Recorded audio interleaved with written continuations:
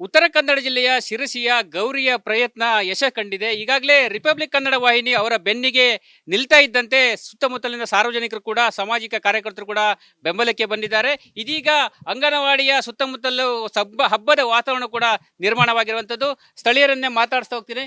Madam, ಏನ್ ಹೇಳಕ್ ಇಷ್ಟಪಡ್ತೀರಿ? ಇವತ್ತು ಗೌರಿಯ ಒಂದು ಕೆಲಸ ಮಾಡ್ತಾ ಇರೋದಕ್ಕೆ ಎಲ್ಲ ಕಡೆ ಶ್ಲಾಘನೆ ವ್ಯಕ್ತ ಆಗ್ತದೆ, ಏನ್ ಹೇಳ್ತೀರಿ? ಈಗ ಮೊದಲನೇದಾಗಿ ನಾವು ಬೆಳಿಗ್ಗೆಯಿಂದ ನಿಮ್ಮ ಜೊತೆನೆ ನಾವು ಕೂಡ ಇಲ್ಲೇ ಇದ್ದೇವೆ. ನಮಗೆ ಎಲ್ಲರೂ ಸಾಮಾಜಿಕ ಕಾರ್ಯಕರ್ತರು, ನೀವು ಹೇಳಿದಾಗೆ ಹೆಬ್ಬಾರ್ಜಿ ಅವರು, ಅನಂತಮೂರ್ತಿ ಅವರು, ಮತ್ತು ಎಲ್ಲ ನಮ್ಮ ಗ್ರಾಮ ಪಂಚಾಯತ್ ಅಧ್ಯಕ್ಷರು, ನಮ್ಮ ತಾಲೂಕು ಪಂಚಾಯತ್ ಇಒ ಅವರು, ಮಹಿಳಾ ಮತ್ತು ಮಕ್ಕಳ ಇಲಾಖೆಯವರು, ಹಾಗೂ ಎಲ್ಲ ಸಾರ್ವಜನಿಕರು ಮತ್ತು ಕೆಲವೊಂದು ಸಂಘ ಸಂಸ್ಥೆಗಳು ಕೂಡ ಇಲ್ಲಿ ಆ ಸುದ್ದಿಯನ್ನು ಕೇಳಿ ಇಲ್ಲಿ ಬಂದರು. ನಮ್ಮ ಸ್ಥಳೀಯ ಜನ ಬೆಳಗ್ಗೆಯಿಂದನೂ ಕೂಡ ಇಲ್ಲೇ ಇದ್ದಾರೆ. ಅಂದರೆ ಅದು ಏನು ರಿಸಲ್ಟ್ ಆಗ್ತದೆ ಅಂತ ಹೇಳಿ ನೋಡ್ಲಿಕ್ಕೆ ಇಲ್ಲೇ ಇದ್ದಾರೆ. ಈಗ ಲಾಸ್ಟಿಗೆ ಎಲ್ಲ ಸುಖಾಂತ ಕಂಡಿದೆ. ಅದು ನಿಮ್ದೆಲ್ಲರ ಸಹಕಾರ. ಯಾಕಂದ್ರೆ ಪ್ರೆಸ್ನವರು ಇದ್ದಿದ್ದಕ್ಕೋಸ್ಕರ ಇದು ಒಳ್ಳೆ ಒಂದು ರಿಸಲ್ಟ್ ಕಂಡಿದೆ. ನಿಮ್ಗೆಲ್ಲರಿಗೂ ಧನ್ಯವಾದವನ್ನ ಈ ಸಂದರ್ಭದಲ್ಲಿ ತಿಳಿಸ್ತೇನೆ. ಮೇಡಮ್, ಹೇಳ್ತೀರಿ ಈಗ ಒಬ್ಬ ಮಹಿಳೆ ಮಾಡುವ ಕೆಲಸಕ್ಕೆ ಮಹಿಳಾ ಅಧಿಕಾರಿಯಿಂದಲೇ ತಡೆಯಾಗಿತ್ತು. ಈಗ ಏನ್ ಹೇಳ್ತೀರಿ? ಈಗ ಏನಂತ ಹೇಳಿದ್ರೆ, ಭಗೀರಥ ಗಂಗೆಯನ್ನ ಭೂಮಿಗೆ ತಂದ. ಈಗ ನಮ್ಮ ಗೌರಮ್ಮ ಅಂಗನವಾಡಿ ಶಾಲೆ ಮಕ್ಕಳಿಗೆ ಮತ್ತೆ ಗಣೇಶ್ ನಗರ ಇದಕ್ಕೆ ನೀರು, ಕುಡಿಯೋ ನೀರನ್ನು ತಂದೆ ತರ್ತಾರೆ ಅನ್ನೋ ಭರವಸೆ ಇದೆ. ಅದಕ್ಕೆ ನಿಮ್ಮೆಲ್ಲರ ಸಹಕಾರ, ಪತ್ರಿಕೆಯವರು, ಮಾಧ್ಯಮದವರು, ಅಧಿಕಾರಿಗಳು, ಜನಪ್ರತಿನಿಧಿಗಳು, ಪಂಚಾಯತದವರು ಎಲ್ಲರೂ ಸಹಕಾರ ಕೊಟ್ಟಿದ್ದೀರಾ. ನಿಮ್ಮ ಸಹಕಾರಕ್ಕೆ ನಾವು ಸ್ಥಳೀಯ ಅಂದರೆ ಗ್ರಾಮಸ್ಥರು ಅಭಿನಂದನೆಯನ್ನು ಸಲ್ಲಿಸ್ತೇವೆ. ಗೌರಿ ಕೂಡ ನಮ್ ಜೊತೆಗಿದ್ದಾರೆ. ಇವತ್ತಿನ ಹೀರೋ ಅಂತಾನೆ ಹೇಳ್ಬೇಕು. ಯಾಕಂತ ಹೇಳಿದ್ರೆ ಹೀರೋಯಿನ್ ಅಂತಾನೆ ಹೇಳ್ಬೇಕು.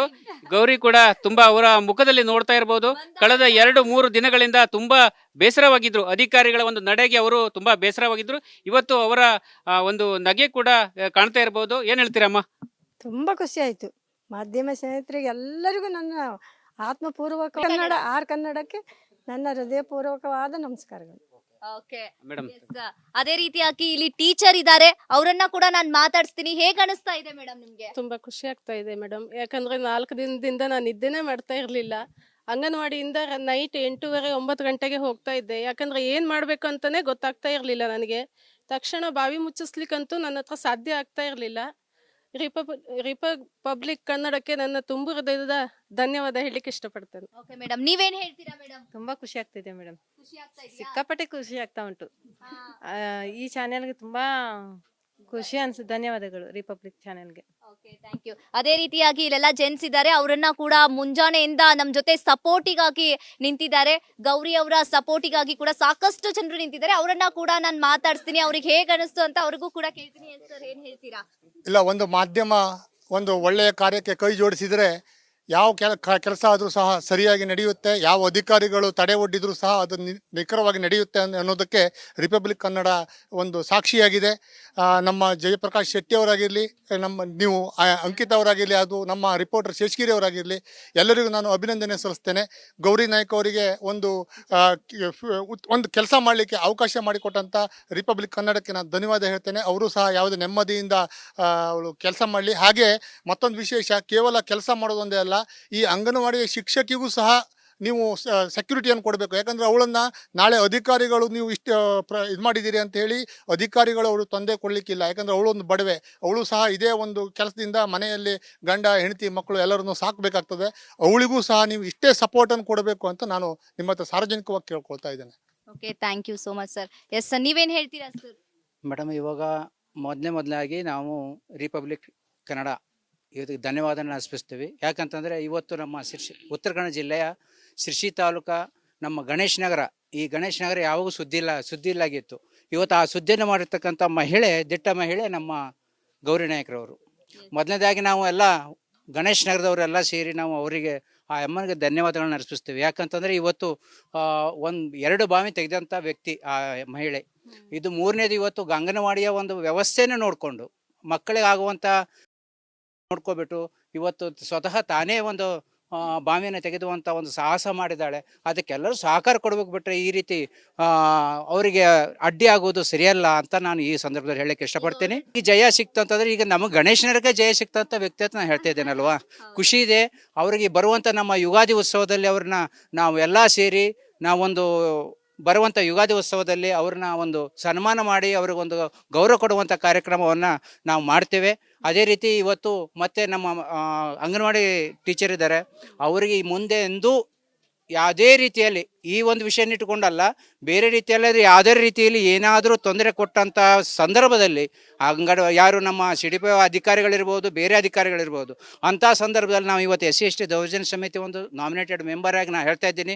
ಅವರಿಗೆ ನಾವು ಗಣೇಶ್ ನಗರದ ಎಷ್ಟು ಜನ, ನಾವು 1ನೇ ವಾರ್ಡ್ 2ನೇ ವಾರ್ಡಿಂದ ಎಷ್ಟು ಜನ ಇದ್ದೇವೋ ಅಷ್ಟು ಜನ ಅವರ ಬೆಂಬಲಕ್ಕೆ ನಿಂತ್ಕೊಂಡು ಆನಂತರ ನಾವು ಆ ಒಂದು ಸಮಸ್ಯೆನ ಅವ್ರು ಎದುರಿಸ್ಬೇಕಾಗತ್ತೆ, ಅವ್ರಿಗಾಗಂಥ ಅನ್ಯಾಯನ ಅವ್ರು ಎದುರಿಸ್ಬೇಕಾಗತ್ತೆ.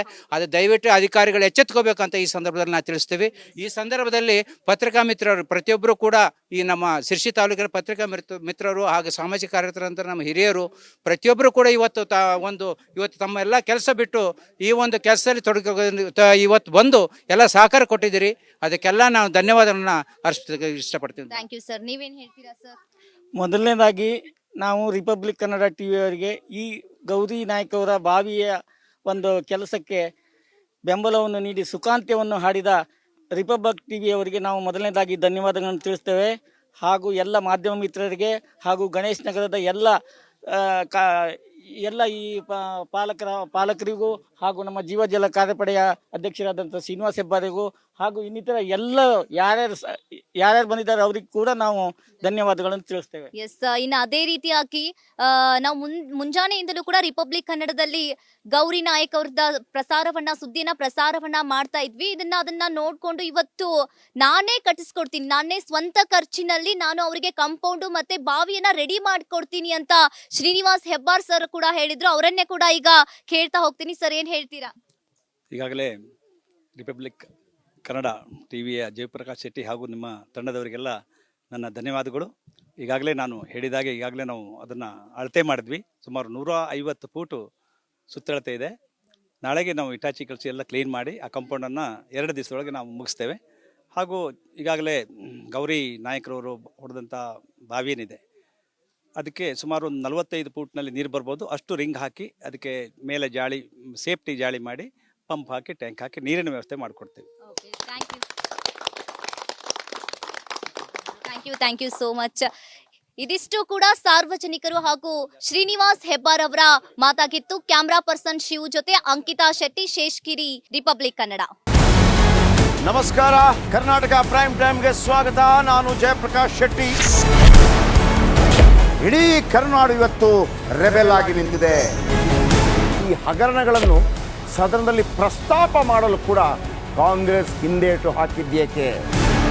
ನಿಮ್ಗೆ ಸಂಬಳ ಅದಕ್ಕೆ, ನಿಮಗೆ ವಾಹನ ಅದಕ್ಕೆ, ನಿಮಗೆ ವೆಪನ್ ಅದಕ್ಕೆ, ನೀವು ಅದನ್ನು ಸೆರೆ ಹಿಡಬೇಕಾಗಿತ್ತು. ನೀವು ವಿದ್ಯುತ್ ಬರ ಇದೆ ಅಂತ ಹೇಳ್ತಾ ಇದ್ದೀರಿ, ಎಲ್ಲಿ ಬರ ಇದೆ ನೀವು ಹೇಳಬೇಕು. ಪಾಕಿಸ್ತಾನ್ ಆಕ್ಯುಪೈಡ್ ಕಾಶ್ಮೀರ್ ಅದು ಎಂದೆಂದಿಗೂ ನಮ್ಮದು. 40 ಮೆಷಿನ್ಗಳು ತಂದಿತ್ತು ನೋಟ್ ಎಣಿಸುವುದಕ್ಕೆ, ಅದೇ ಹಾಳಾಯಿತು. ಮಥುರಾದ ಗಲಾಟೆ ಇದೆಯಲ್ಲ, ಅದು ಸ್ಥಳೀಯವಾಗಿ ಕೂತು ಪರಿಹರಿಸಬಹುದಾದಂಥ ಕಾನೂನಿದೆ. ಗ್ಯಾರಂಟಿ ಯೋಜನೆಯಿಂದ ನಷ್ಟ ಆಗಿದೆ, ಲಾಭ ಆಗಿದೆ, ದಯವಿಟ್ಟು ಹೇಳಿ. Dawood Ibrahim most wanted criminal ಯಾವಾಗಾದ ಅಂದರೆ ಇಲ್ಲಿ ತನಕ ಭಾರತ ದೇಶದಲ್ಲಿ ಓರ್ವ ದಲಿತ ಪ್ರಧಾನಿಯಾದಂಥ ಇತಿಹಾಸವೇ ಇಲ್ಲ.